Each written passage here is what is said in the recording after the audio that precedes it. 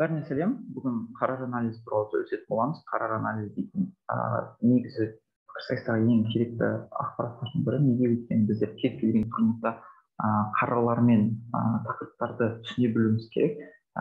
Не себепті біздер ойын барысында не айтатындығымызды, не дәлелдеу керектігіміз туралы ақпараттарды біліп отыруымыз керек.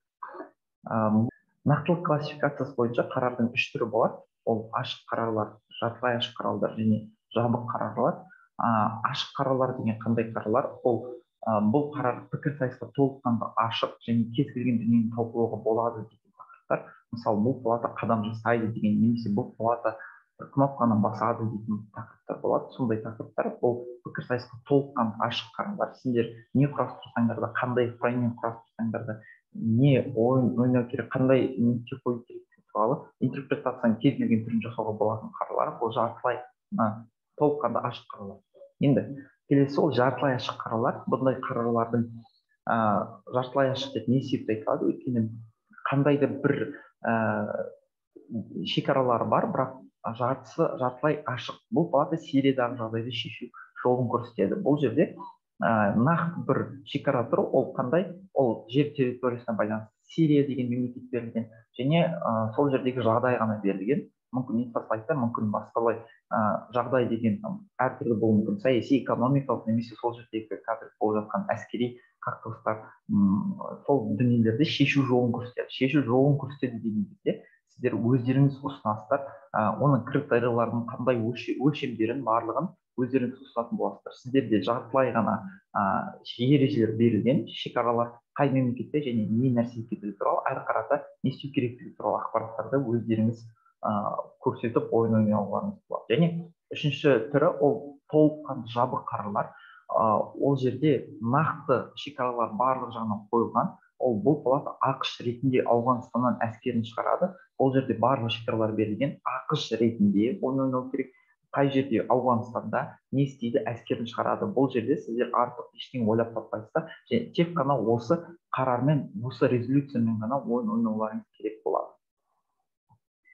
Әрі қарата дәлел классификациясына байланысты факт қарарлар. Бұл жерде нақты бір нәрсені солай деп есептейді, нақты бір фактически бұл палата мектеп жақсы деп есептейді, бұл палата вакцинациялау дұрыс деп есептейді, нақты факттық дүниелермен ойнайтын тақырыптар болады.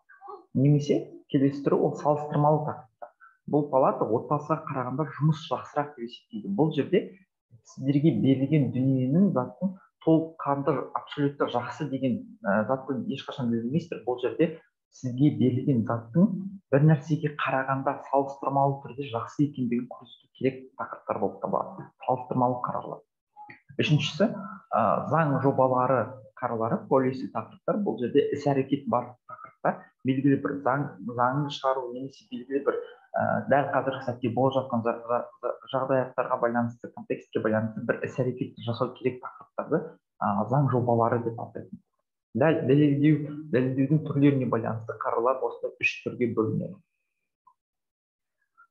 Келесі басқа да классификациялар. Бұл жерде біздер әрқашанда тақырыптарды бөлуге тырысамыз. Ол кең, тар деген секілді. Кең деген ол бір қарарда өте деген аргументтерді құрастыруға болады. Дәлелдемелерді көп деген болғанда 5-6 аргумент дәлелдеу құрастыруға болады. Тар қарарлар, ол қарарларда бір ғана аргумент болуы мүмкін, немесе ары кетсе 2 аргумент болуы мүмкін. Бұндай қарарлар тар аргументтер деп айтылады. Принципиалды практикалық. Принципиалды практикалық бөлініс кезінде практикалық қарарларды біздер әрқашанда біздің тарапқа келетін көптеген практикалық пайдалар туралы немесе практикалық бір нәтижелер туралы, импакттар туралы көбірек сөйлесеміз, және қай тарап өте көптеген жақсы осындай импакттарды және көптеген пайдалар туралы айтатын болса, сол тарап көбінесе жеңіске жетеді. Ал принципиалды деген белгілі бір принциптердің сақталуын және белгілі бір заңдардың, ережелердің, адамдардың моральдық түсініктерін немесе тағы бір басқа ережелердің толыққанды сақталуын талап ететін дүниелер ол принципиалды қарарлар болып табылады.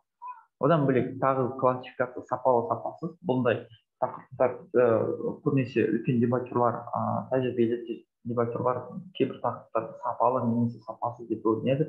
Олардың имбаланстығына, олардың әділеттілігіне, олардың ойналу алаңына байланысты сондай бір классификация жасап жүреді. Бұл қарар сапалы, бұл қарар сапасыз деген. Білім сфераларына байланысты. Әртүрлі сфералар бар. Саясат, экономика, әскери, білім саласы, медицина саласы, тарих, тағы басқа өте көптеген білім сфералары бар. Солар бойынша әртүрлі сфера бойынша бір тақырыптан ойнаңыз және әрбір сферадан өздеріңізге керекті ақпарат түсініп алып және осы әртүрлі сферада ойнай алсаңыз өте керемет болады. Енді түрлеріне байланысты классификация. Ол деп есептейді дейтін қаралар. Деп есептейді дейтін қараларда біздер осы жасайын деп жатқан іс-әрекеттің немесе белгілі бір факттың болу процесі туралы сөйлеспейміз. Ол болған жағдайда жақсырақ болатын еді немесе жаманырақ болады деп есептейміз. Біздер бұл тақырыптарда бір нәрсенің толыққанды болады дейтін дүниемен ойнай алмаймыз. Деп есептейміз болған жағдайда жақсырақ болатын еді немесе болған жағдайда жаман болатын еді деген секілді ақпараттарды көбірек береміз. Екінші түрі ол әлем таңдайды тақырыптар. Бізде екі әлем болады. Пікірсайыста бірінші әлем қарар ұсынған әлем, екінші әлем оппозицияның әлемі. Ол жерде қарарда берілу мүмкіншілігі тағы да бар, бірақ та қарарда берілмесе альтернативалық басқа әлемдерді көрсету мүмкіншіліктері тағы да бар. Осындай кезде әлемдер таңдайды деген кезде осы әлемдердегі дельталардың, осы қарарға қатысы бар акторлардың жағдаяттары, олардың әсерлері, олардың бақытты болуы, олардың өмір сүру сапасы дейтін дүниелер көбірек салыстырылуы керек. Қай әлемде адамдарға жақсырақ немесе осы тақырыпта берілген акторларға жақсырақ болып табылады, сол әлемде соны кім көбірек дәлелдейді, сол тарап жеңіске жетеді.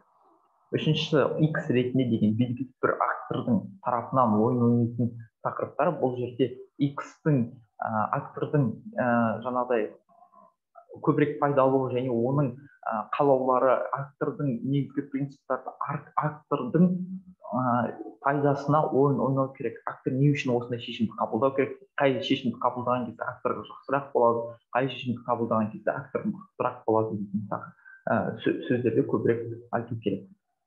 Соңғысы ол өкінеді дейтін тақырыптар. Өкінеді дейтін тақырыптарда біздер әрқашанда берілген, өкінуге берілген нарративтің, стереотиптің, белгілі бір заттың, бір құбылыстың берілген затқа не үшін өкінетініміз туралы көбірек салдарлар туралы сөйлеуіміз керек. Салдары қандай?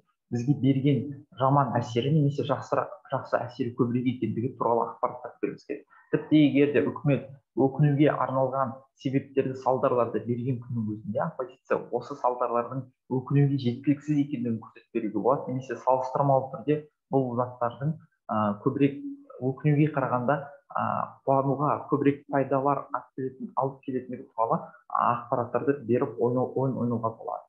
Енді бұл қарарлардың түрлері, классификациялар, әрбір қарар түрі туралы кішігірім болсын ақпараттарды біліп отыру керек. Не себепті? Өйткені турнирларда сіздерге әрбір раундта берілген қарарды бірден анықтап ала алсаңыздар және оған тақырыпты түсініп алуға өте көптеген уақытты жоғалтпаған кезде сіздер көбірек дәлелдеңдер, көбірек аргументтер құрастыруға уақыт жұмсайтын боласыз. Сол кезде сіздің тарапыңыз әлдеқайда мықтырақ болатын болады.